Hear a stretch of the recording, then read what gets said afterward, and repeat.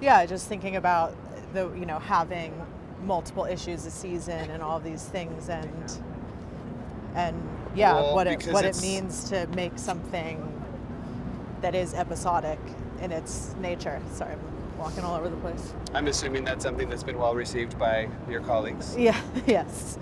Yeah, it has.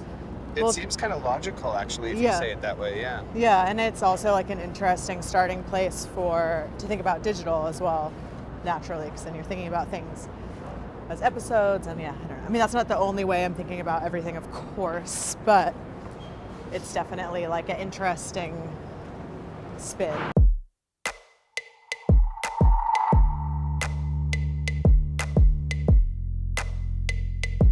Do I look okay? Yeah, I know, We right? look great. Where's my camera? I know. Just I'm like, kidding, where's yeah. my monitor?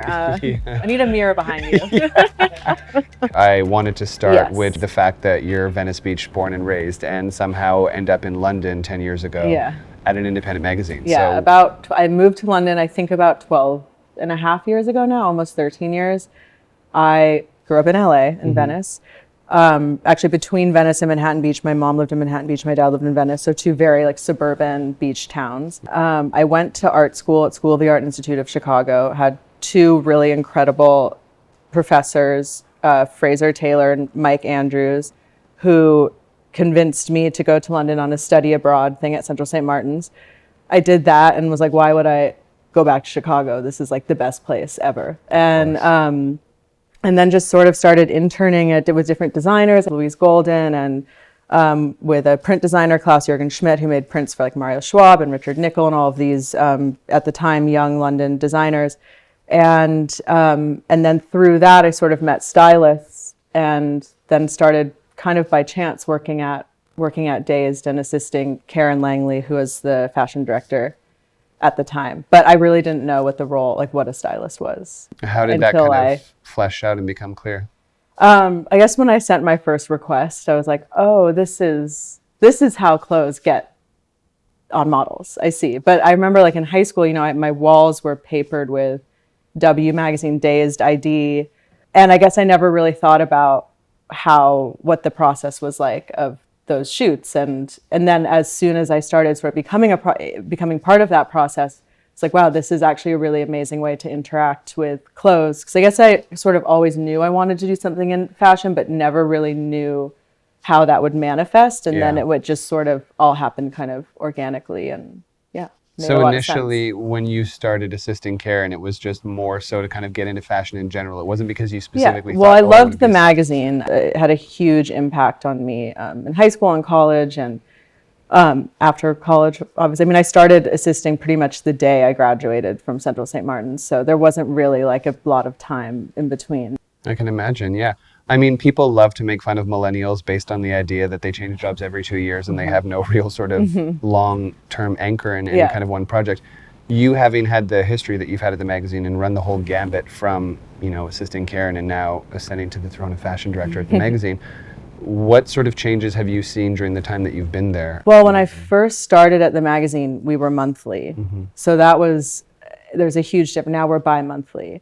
So when I first started, the turnover time was really intense, and not as much of the magazine was styled. There are fashion stories and cover stories, of course, but there were also more sort of like news pieces and more kind of reportage style work. Then as we kind of went to bi-monthly, we started making things more styled. We were able to put a little more production time and energy and creative energy into developing each story and the real sort of aesthetic voice of the magazine. We have changed printers to print in the UK, and we are using 100% recycled paper to print on. We're eliminating our plastic coated cover and it's still going to be a glossy cover, but it's with a more sustainable approach. It's not plastic at all. There's zero plastic. So it's huge for us. It's unprecedented. Yeah, it was very different when I first started. And digital, of course, was not around. Yeah, I mean, we had Days Digital, which at its inception was really ahead of its time.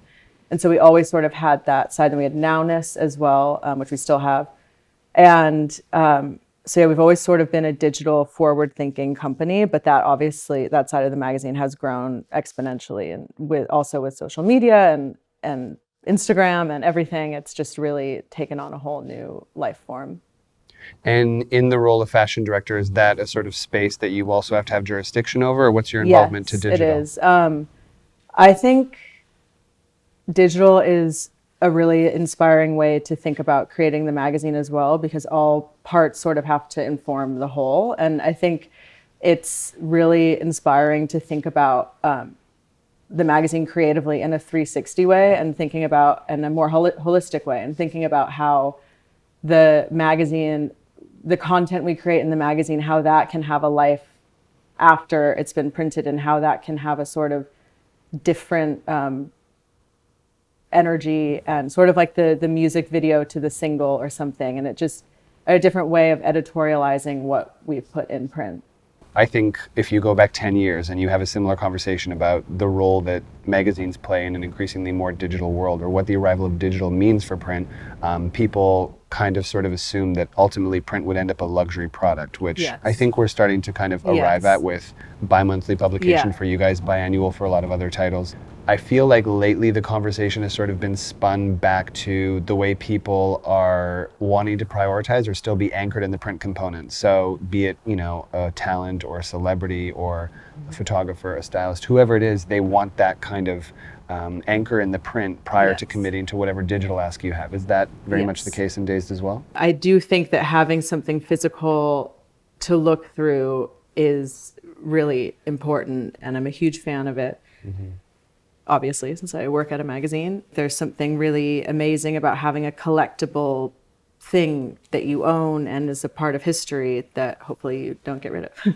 No, absolutely. Yeah. I mean, you made a very good point earlier when you were talking about the sort of community or the 360 world that exists at Dazed as an ecosystem. And I think that that's something that brands in general and anybody existing in culture today have to really entertain, because if you don't represent some sort of world or a lifestyle, then there's really not a whole lot of opportunity for buy-in, because people are so inundated with information at any given point. I think a lot of people are very reactionary, especially now, trying to acclimate to what those shifts and trends are. Is that something that you guys talk about? Does data inform any of the creative decisions? What is that process like inside? Yes and no.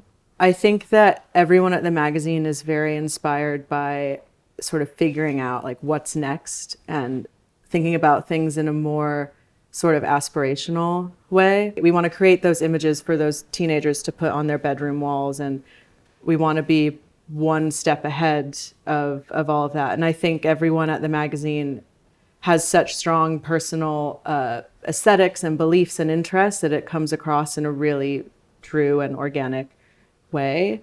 And then I think in terms of data, it's of course something we look at in sort of a digital sense, and how things perform online. I was just going to say, do you have those meetings where do they perform well? It's always the question. Yes, we do have those meetings, and of course that's something that everybody is constantly talking about.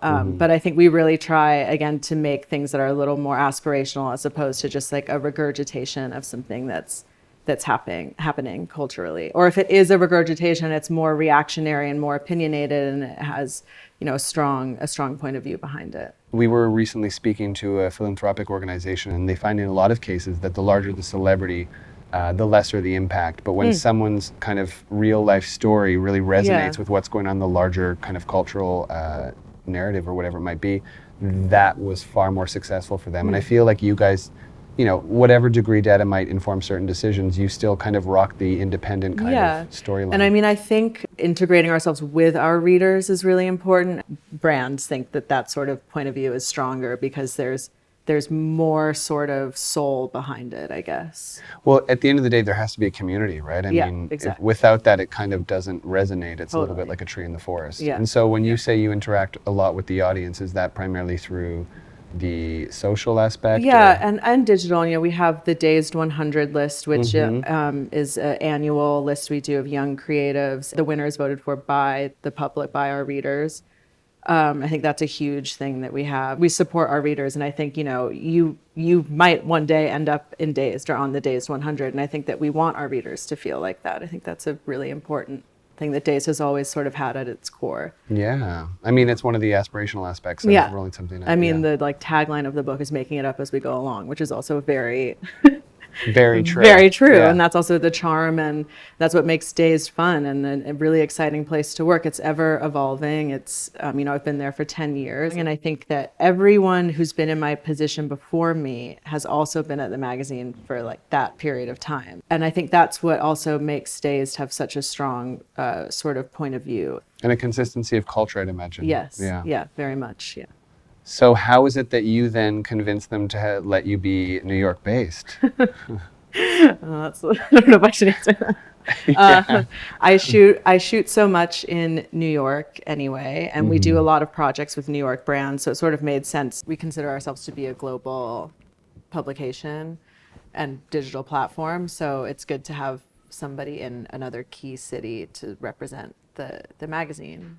And given that you guys are a European-based title, what is the relationship to New York fashion in comparison? So there's London has an amazing history of supporting young talent, and it's where so many creatives have come from. I mean, ranging from, Lee McQueen to Galliano to Christopher Kane to Grace Wales Bonner. Like, there's just such a huge amount of London-based creatives, and here there's sort of an expectation that you'll just become commercial kind of immediately, when really there needs to be more of a nurturing aspect to these younger brands that have absolutely no idea how to be commercial or what that means, and especially now in such a changing fashion landscape. And I think that's a shame, because there's so many amazing designers here, a lot of which are no longer young or underground, but are labeled as such, like the Telfars, Eckhouse Lotta, Vaquera, brands that I think are really exciting and sort of redefining a lot of what fashion is today. And they have support, of course, but I don't think they have quite the same level of support, or didn't in the beginning have the same level of support that some of the younger brands in London once did. It's really interesting to hear, because I feel like for so long we kind of heard the narrative that London designers were cool but always poor and lucky if they continue to keep their doors open. I think that is also still true. Yeah. Again, then it goes back to what is the infrastructure that is sort of superior in terms of how they're supported. I think culturally they're more accepted and celebrated there. That's also true. Yeah. There are things in London for young designers when they first start out, like Fashion East, that was started by the amazing Lulu Kennedy, and New Gen, that are these sort of initiatives that give these younger brands a platform, a place to show, help with sponsorship, just like I'm saying, it's a way to sort of push them in the direction to hopefully grow their company. And, that for most designers starts with a show. I think that there's a lot of scope for things to be, for fashion shows to sort of happen in a different way. However, I will say that it's almost a similar argument with print. I think going to fashion shows is really exciting. And, I was just going to say. And it really informs, just down to the music or the way the models were walking or the pacing of the show and the lighting, the color of the set, things like this. Like, I find all those elements really inspiring, and they definitely lend to the conception of the magazine. After shows is when we have our seasonal planning meetings, and we all the fashion editor, everyone brainstorms, sort of mostly based on what we've seen at shows. And that's, sometimes it'll be the casting was amazing one season, so we'll do a cult model issue, or things like that just really inspire ideas within the magazine. And so, I love going, I remember going to my first Prada show so well. I loved it. It was so amazing. It was like the best moment ever. And that excitement is why we all hopefully keep doing what we're doing. And I think that it's important to see those, 8 minutes of blood, sweat, and tears that people put into shows. And I love working on shows. It's one of my favorite parts of the industry. Fashion is fun. Fashion should be fun. Absolutely. We're lucky to work with our friends, or I'm lucky to work with my friends and, create wild images, and fashion should be fun. Absolutely, I agree. Well, thank you for making it fun and coming over and hanging out and having a good talk. That's it? Yeah. Oh, wow, that was easy. Yeah, right. Sorry, was I supposed to be normal?